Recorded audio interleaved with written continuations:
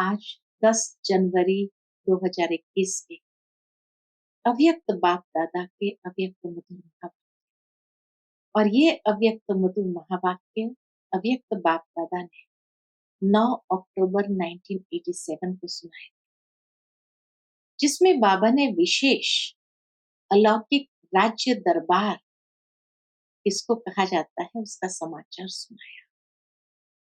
उसमें विशेष बाप दादा हर एक ब्राह्मण बच्चे को इसी रूप में देखते हैं कि हर बच्चा राजा बेटा है। जैसे लौकिक में हर बाप की इच्छा रहती है कि मेरा बेटा राजा बेटा है, बाबा कहे वास्तव में ये परमात्मा बाप से कॉपी किया है। लेकिन यहाँ तो हर एक बाबा का ब्राह्मण बेटा राजयोगी है, प्रजा योगी कोई नहीं। तो स्वराज्य अधिकारी फिर बाबा हर एक बच्चे के इस राज्य दरबार में दो बातें विशेष देख रहे थे। पहला बाबा ने देखा ताज और दूसरा चेहरे की चमक। तो बाबा कहे हर एक के ऊपर पवित्रता का ताज है और चेहरे की चमक, उसमें थोड़ा अंतर देखा। क्या अंतर देखा? तो बाबा कहे दो प्रकार के बच्चे बाबा ने देखे, क्योंकि चेहरा ही हमारी वृत्ति हमारी स्थिति का दर्पण होता है। तो इसीलिए बाबा ने उसमें देखा कि एक है सदा रूहानी स्थिति में स्थित सहज योग, और दूसरे प्रकार के बच्चे बाबा ने देखे कि रूहानी स्थिति में स्थित रहने के अभ्यासी अर्थात पुरुषार्थ करने वाले योगी देखे। तो ये दो प्रकार के योगी, जो सहज योगी स्वतः योगी है, वो सर्व प्राप्ति का अनुभव करते, उन्हें युद्ध करने की आवश्यकता नहीं होती, सर्व प्राप्ति स्वरूप का वरदानी आत्माएं होती है, जो सत्युग सूर्य वंश में जाती है। और जो मेहनत वाले योगी है या पुरुषार्थी वाले योगी है, वो चमक कभी कैसी चेहरे पर रहती है। उन्हें कभी कभी प्राप्ति का अनुभव होता है, कभी कभी जैसे मेहनत करते हैं प्राप्त करने के, कभी युद्ध भी करनी पड़ती। तो बाबा कहे जो युद्ध करने वाले हैं वो चंद्रवंशी बन जाते हैं। तो क्या बनना है ये हमारे। सुनते हैं बाबा के मधुर महावाक्य। आज की मुरली का शीर्षक है अलौकिक राज्य दरबार का समाचार। आज बाप दादा अपने स्वराज्य अधिकारी बच्चों की राज्य दरबार देख रहे हैं। यह संगम युग की निराली श्रेष्ठ शान वाली अलौकिक दरबार सारे कल्प में न्यारी और अति प्यारी है। इस राज्य सभा की रूहानी रौनक ऐसी है। रूहानी कमल आसन, रूहानी ताज और तिलक, चेहरे की चमक, स्थिति के श्रेष्ठ स्मृति के वायुमंडल की अलौकिक खुशबू, स्थिति के श्रेष्ठ स्मृति के वायुमंडल में अलौकिक खुशबू अति रमणीक, अति आकर्षित करने वाली है। ऐसी सभा को देख बाप दादा हर एक राज्य अधिकारी आत्मा को देख हर्षित हो रहे हैं। कितनी बड़ी दरबार है। हर एक ब्राह्मण बच्चा स्वराज्य अधिकारी है। तो कितने ब्राह्मण बच्चे हैं? सभी ब्राह्मणों की दरबार इकट्ठी करो तो कितनी बड़ी राज्य दरबार हो जाएगी। सारे विश्व के ब्राह्मणों की दरबार को इकट्ठा करो तो कितनी बड़ी राज्य दरबार हो जाएगी। इतनी बड़ी राज्य दरबार किसी भी युग में नहीं होती। यही संगम युग की विशेषता है। जो ऊंचे ते ऊंचे बाप के सर्व बच्चे स्वराज्य अधिकारी बनते। वैसे लौकिक परिवार में हर एक बाप बच्चों को कहते हैं कि यह मेरा बच्चा राजा बेटा है। वह इच्छा रखते हैं कि मेरा हर एक बच्चा राजा बने, लेकिन सभी बच्चे राजा बन नहीं सकते। सभी बच्चे राजा बन ही नहीं सकते। यह कहावत परमात्मा बाप की कॉपी की है। इस समय बाप दादा के सब बच्चे राजयोगी अर्थात स्व के राजे नंबरवार जरूर है, लेकिन है सभी राजयोगी, प्रजा योगी कोई नहीं। तो बाप दादा बेहद की राज्य सभा देख रहे। सभी अपने को स्वराज्य अधिकारी समझते हो ना। नए नए आए हुए बच्चे राज्य अधिकारी हो, वह भी बनना है। नए नए हैं तो मिलना जुलना सीख रहे। नए बच्चे बहुत होंगे। अव्यक्त बाप की अव्यक्त बातें समझने की भी आदत पड़ती जाएगी। फिर भी इस भाग्य को अभी से भी समय पर ज्यादा समझेंगे कि हम सभी आत्माएं कितने भाग्यवान हैं। अभी इतना नहीं समझेंगे, लेकिन आगे समय पर ज्यादा समझ में आएगा कि हम कितने भाग्यवान हैं। तो बाप दादा सुना रहे थे, क्या सुना रहे थे? अलौकिक राज्य दरबार का समाचार। सभी बच्चों के विशेष ताज और चेहरे की चमक के ऊपर न चाहते भी अटेंशन जा रहा। ऐसे तो बहुत सारी बातें थी राज्य दरबार में, लेकिन दो बातों पर विशेष अटेंशन जा रहा था, ताज और चेहरे की चमक। ताज ब्राह्मण जीवन की विशेषता, पवित्रता का ही सूचक है। चेहरे की चमक रूहानी स्थिति में स्थित रहने की, रूहानियत की चमक है।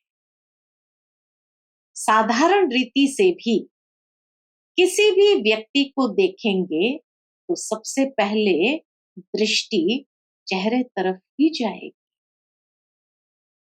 यह चेहरा ही वृत्ति और स्थिति का दर्पण है।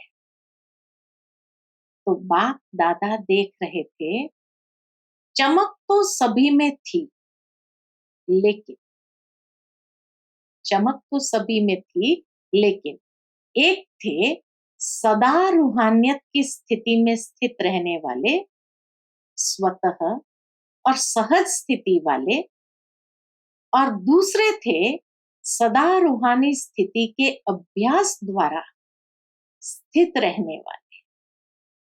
अर्थात एक थे सहज स्थिति वाले, दूसरे थे प्रयत्न कर स्थित रहने वाले।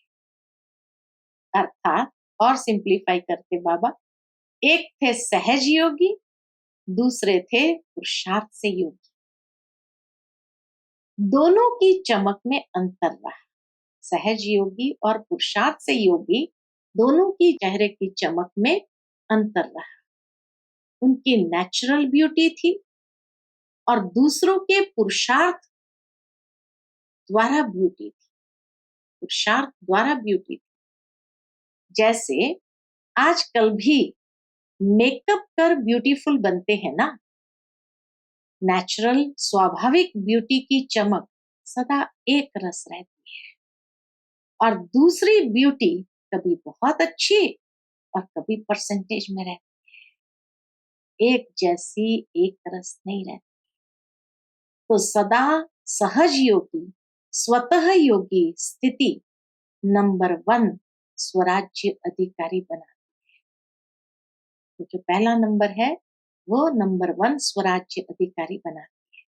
जब सभी बच्चों का वायदा है, ब्राह्मण जीवन अर्थात एक बाप ही संसार है, वह एक बाप दूसरा न कोई। जब संसार ही बाप है, दूसरा कोई है ही नहीं, तो स्वतः और सहज योगी स्थिति सदा रहेगी ना। वह मेहनत करनी पड़ेगी। अगर दूसरा कोई है तो मेहनत करनी पड़ती है। यहाँ बुद्धि न जाए, वहां जाए, लेकिन एक बाप ही सब कुछ है, फिर बुद्धि कहाँ जाएगी? जब जा ही नहीं सकती तो अभ्यास क्या करेंगे? अभ्यास में भी अंतर होता है। एक है स्वतः अभ्यास, है ही है, और दूसरा होता है मेहनत वाला अभ्यास। तो स्वराज्य अधिकारी बच्चों का सहज अभ्यासी बनना, यही निशानी है सहज योगी, स्वतः योगी की। उन्होंने चेहरे की चमक अलौकिक होती है, जो चेहरा देखते ही अन्य आत्माएं अनुभव करती है कि यह श्रेष्ठ प्राप्ति स्वरूप सहज योगी है। जैसे स्थूल धन व स्थूल पद के प्राप्ति की चमक चेहरे से मालूम होती है कि यह शाहूकार कुल का व उच्च पद अधिकारी है, ऐसे यह श्रेष्ठ प्राप्ति, श्रेष्ठ राज्य अधिकार अर्थात श्रेष्ठ पद की प्राप्ति का नशा व चमक चेहरे से दिखाई देती है। दूर से ही अनुभव करते हैं कि इन्होंने कुछ पाया है, प्राप्ति स्वरूप आत्माएं हैं। ऐसे ही सभी राज्य अधिकारी बच्चों के चमकते हुए चेहरे दिखाई दे, ये बाबा की जान। मेहनत के चिन्ह नहीं दिखाई दे, प्राप्ति के चिन्ह दिखाई दे। अभी भी देखो, कोई कोई बच्चों के चेहरे को देख यही कहते हैं इन्होंने कुछ पाया है, और कोई कोई बच्चों के चेहरे को देख यह भी कहते हैं ऊंची मंजिल है, लेकिन त्याग भी बहुत ऊंचा किया है। त्याग दिखाई देता है, भाग्य नहीं दिखाई देगा चेहरे से। यह कहेंगे कि मेहनत बहुत अच्छी कर रहे हैं। बाप दादा यही देखना चाहते हैं। क्या देखना चाहते हैं? कि हर एक बच्चे के चेहरे से सहज योगी की चमक दिखाई दे, श्रेष्ठ प्राप्ति के नशे की चमक दिखाई दे, क्योंकि प्राप्तियों के भंडार बाप के बच्चे, संगम युग की प्राप्तियों के वरदानी समय के अधिकारी निरंतर योग कैसे लगावे व निरंतर अनुभव कर भंडार की अनुभूति कैसे करे। अब तक भी इसी मेहनत में ही समय नहीं गवाओ, लेकिन प्राप्ति स्वरूप के भाग्य को सहज अनुभव करो।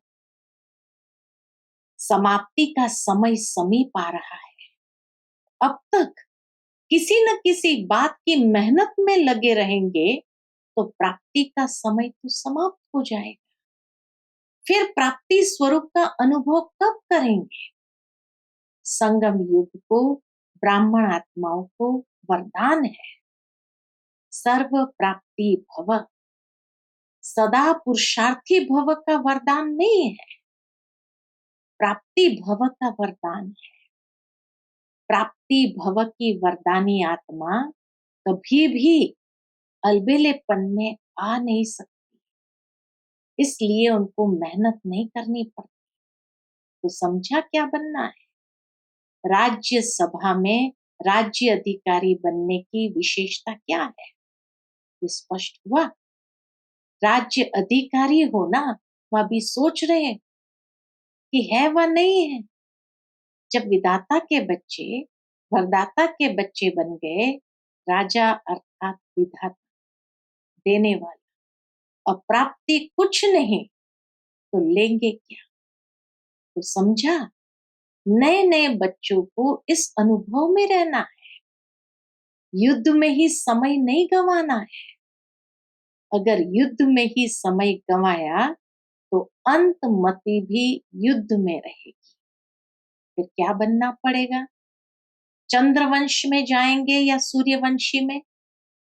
युद्ध वाला तो चंद्रवंश में जाएगा। चल रहे हैं, कर रहे हैं, हो ही जाएंगे, पहुंच जाएंगे। अभी तक ऐसा लक्ष्य नहीं रखो। अब नहीं तो कब नहीं। बनना है तो अब, पाना है तो अब। ऐसे उमंग उत्साह वाले ही समय पर अपनी संपूर्ण मंजिल को पा सके। त्रेता में राम सीता बनने के लिए तो कोई भी तैयार नहीं है। जब सतयुग सूर्यवंश में आना है तो सूर्यवंश अर्थात सदा मास्टर विधाता और वरदाता लेने की इच्छा वाला नहीं। मदद मिल जाए, यह हो जाए तो बहुत अच्छा, पुरुषार्थ में अच्छा नंबर ले लेंगे, नहीं। मदद मिल रही है, सब हो रहा है, इसको कहते हैं स्वराज्य अधिकारी बच्चे। आगे बढ़ना है या पीछे आए हैं तो पीछे ही रहना है। आगे जाने का सहज रास्ता है, सहज योगी स्वतः योगी बनो। बहुत सहज है। जब है ही एक बाप, दूसरा कोई नहीं, तो जाएंगे कहाँ? प्राप्ति ही प्राप्ति है, फिर मेहनत क्यों लगेगी? तो प्राप्ति के समय का लाभ उठाओ, सर्व प्राप्ति स्वरूप बनो। समझा? बाप दादा तो यही चाहते हैं कि एक एक बच्चा, चाहे लास्ट आने वाला, चाहे स्थापना के आदि में आने वाला, हर एक बच्चा नंबर 1 बने, राजा बने, न कि प्रजा। अच्छा, महाराष्ट्र और मध्य प्रदेश का ग्रुप आया है। देखो, महाशब्द कितना अच्छा है। महाराष्ट्र स्थान भी महाशब्द का है और बनना भी महान है। महान तो बन गए ना, क्योंकि बाप के बने माना महान बने। महान आत्माएं, ब्राह्मण अर्थात महान, हर कर्म महान, हर बोल महान, हर संकल्प महान, अलौकिक हो गए ना। तो महाराष्ट्र वाले सदा ही स्मृति स्वरूप बनो कि महान है। ब्राह्मण अर्थात महान चोटी है ना। मध्य प्रदेश सदा मध्याजी भव के नशे में रहने वाला, मन मना भव के साथ मध्याजी भव का भी वरदान है। तो अपना स्वर्ग का स्वरूप, इसको कहते हैं मध्याजी भव। तो अपने श्रेष्ठ प्राप्ति के नशे में रहने वाले अर्थात मध्याजी भव के मंत्र के स्वरूप में स्थित रहने वाले, वह भी महान हो गए। मध्याजी भव है तो मन मना भव भी जरूर होंगे। तो मध्य प्रदेश अर्थात महामंत्र का स्वरूप बनने वाले। तो दोनों ही अपनी अपनी विशेषता से महान है। समझा कौन हो? जब से पहला पाठ शुरू किया, वह भी यही किया कि मैं कौन। बाप भी वही बात याद दिलाते हैं, इसी पर मनन करना। शब्द एक ही है कि मैं कौन, लेकिन इसके उत्तर कितने हैं? लिस्ट निकाल। मैं कौन? अच्छा, चारों ओर के सर्व प्राप्ति स्वरूप श्रेष्ठ आत्माओं को, सर्व अलौकिक राज्य सभा अधिकारी महान आत्माओं को, सदा रूहानियत की चमक धारण करने वाली विशेष आत्माओं को, सदा स्वतः योगी, सहज योगी, ऊंचे ते ऊंची आत्माओं को, ऊंचे ते ऊंचे बाप दादा का स्नेह संपन्न याद प्यार स्वीकार हो। हम सब रूहानी बच्चों की रूहानी माता पिता बाप दादा को याद प्यार गुड मॉर्निंग, नमस्ते, नमस्ते, शुक्रिया बाबा, शुक्रिया। अव्यक्त बाप दादा से डबल विदेशी भाई बहनों की मुलाकात। डबल विदेशी अर्थात सदा अपने स्वस्वरूप, स्वदेश, स्वराज्य की स्मृति में रहने वाले। डबल विदेशियों को विशेष कौन सी सेवा करनी है? अभी साइलेंस की शक्ति का अनुभव विशेष रूप से आत्माओं को कराना, यह भी विशेष सेवा है। जैसे साइंस की पावर नामी ग्रामी है ना, बच्चे बच्चे को मालूम है कि साइंस क्या है, ऐसे साइलेंस पावर साइंस से भी ऊंची है। वह दिन भी आना है। साइलेंस के पावर की प्रत्यक्षता अर्थात बाप की प्रत्यक्षता। जैसे साइंस प्रत्यक्ष प्रूफ दिखा रही है, वैसे साइलेंस पावर का प्रैक्टिकल प्रूफ है आप सबका जीवन। जब इतने सब प्रैक्टिकल प्रूफ दिखाई देंगे तो ना चाहते हुए सभी की नजर में सहज आ जाएंगे।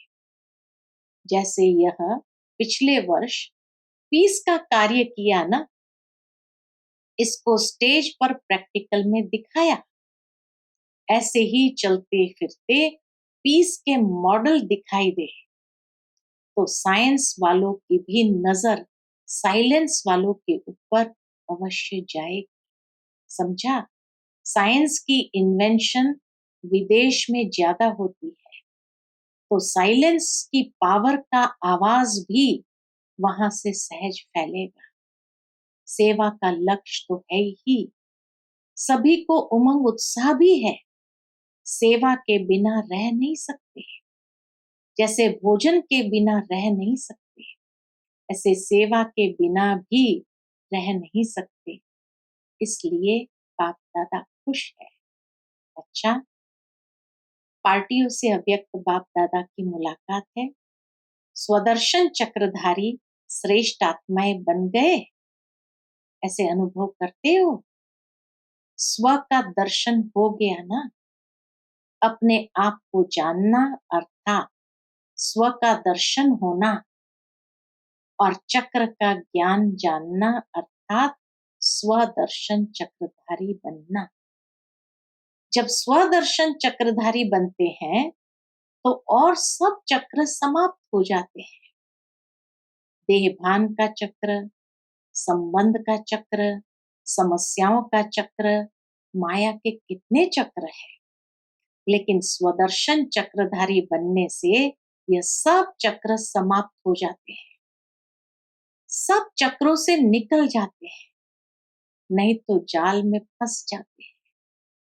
तो पहले फंसे हुए थे, अब निकल गए। 63 जन्म तो अनेक चक्रों में फंसते रहे और इस समय इन चक्रों से निकल आए तो फिर फंसना नहीं है। अनुभव करके देख लिया ना, अनेक चक्रों में फंसने से सब कुछ गंवा दिया, और स्वदर्शन चक्रधारी बनने से बाप मिला तो सब कुछ मिला। तो सदा स्वदर्शन चक्रधारी बन, माया जीत बन, आगे बढ़ते चलो। इससे सदा हल्के रहेंगे, किसी भी प्रकार का बोझ अनुभव नहीं होता। बोझ ही नीचे ले आता है और हल्का होने से ऊंचे उड़ते रहेंगे। तो उड़ने वाले हो ना, कमजोर तो नहीं। अगर एक भी पंख कमजोर होगा तो नीचे ले आएगा, उड़ने नहीं देगा। इसलिए दोनों ही पंख मजबूत हो तो स्वतः उड़ते रहेंगे। स्वदर्शन चक्रधारी बनना अर्थात उड़ती कला में जाना। अच्छा, दूसरा ग्रुप राजयोगी, श्रेष्ठ योगी आत्माएं हो ना, साधारण जीवन से सहज योगी राजयोगी बन गए। ऐसे श्रेष्ठ योगी आत्माएं सदा ही अतीन्द्रिय सुख के झूले में झूलती है।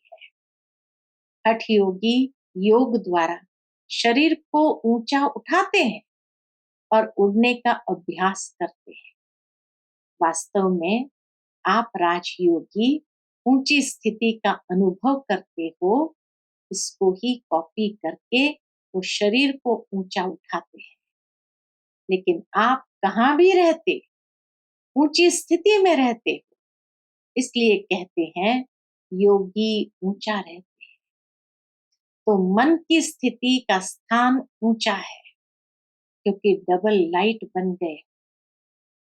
वैसे भी फरिश्तों के लिए कहा जाता है कि फरिश्तों के पांव धरती पर नहीं होते। फरिश्ता अर्थात जिसका बुद्धि रूपी पांव धरती पर न हो, देहभान में न हो, देहभान से सदा ऊंचे, ऐसे फरिश्ते अर्थात राजयोगी बन गए। अभी इस पुरानी दुनिया से कोई लगाव नहीं। सेवा करना अलग चीज है, लेकिन लगाव न हो। योगी बनना अर्थात बाप और मैं, तीसरा न कोई। तो सदा इसी स्मृति में रहो कि हम राजयोगी सदा फरिश्ता है। इसी स्मृति से सदा आगे बढ़ते रहे। तो सदा इसी स्मृति में रहो कि हम राजयोगी सदा फरिश्ता है। इस स्मृति से सदा आगे बढ़ते रहे। राजयोगी सदा बेहद के मालिक है, हद के मालिक नहीं। हद से निकल गए, बेहद का अधिकार मिल गया। इसी खुशी में रहो। जैसे बेहद का बाप है, वैसे बेहद की खुशी में रहो, नशे में रहो। अच्छा, फिर बाबा विदाई के समय उच्चारे हुए महावाक्य, सभी अमृत वेले के वरदानी बच्चों को, सभी अमृत वेले के वरदानी बच्चों को वरदाता बाप की सुनहरी याद प्यार स्वीकार। उस समय बाबा ने अमृत वेले विदाई लिया था, तो इसीलिए बाबा कहते हैं कि सभी अमृत वेले के वरदानी बच्चों को वरदाता बाप की सुनहरी याद प्यार स्वीकार। साथ साथ सुनहरी दुनिया बनाने की सेवा के सदा प्लान मनन करने वाले और सदा सेवा में दिल व जान सिख व प्रेम से तन मन धन से सहयोगी आत्माएं सभी को बाप दादा गुड मॉर्निंग, डायमंड मॉर्निंग कर रहे हैं। और सदा डायमंड बन इस डायमंड युग की विशेषता को वरदान और वर्षे में लेकर स्वयं भी सुनहरी स्थिति में स्थित रहेंगे और औरों को भी ऐसे ही अनुभव कराते रहेंगे। तो चारों ओर के डबल हीरो बच्चों को डायमंड मॉर्निंग। अच्छा, आज का बाबा का मधुर वरदान है, रहम दिल की भावना द्वारा अपकारी पर भी उपकार करने वाले शुभ चिंतक भव। रहम दिल की भावना द्वारा अपकारी पर भी उपकार करने वाले शुभ चिंतक भव।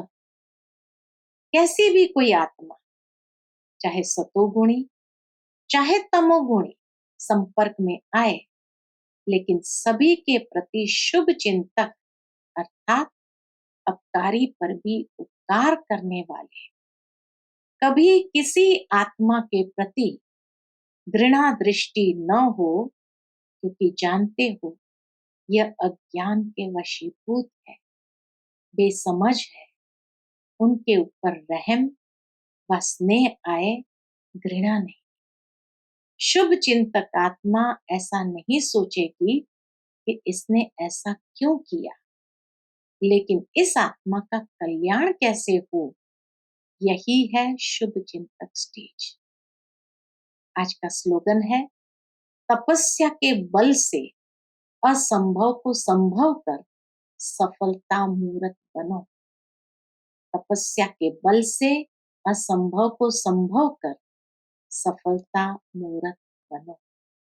अच्छा, Om Shanti. To watch Peace of Mind channel videos on YouTube, Subscribe us on youtube.com/tvpeaceofmind. Just a click for a peaceful life.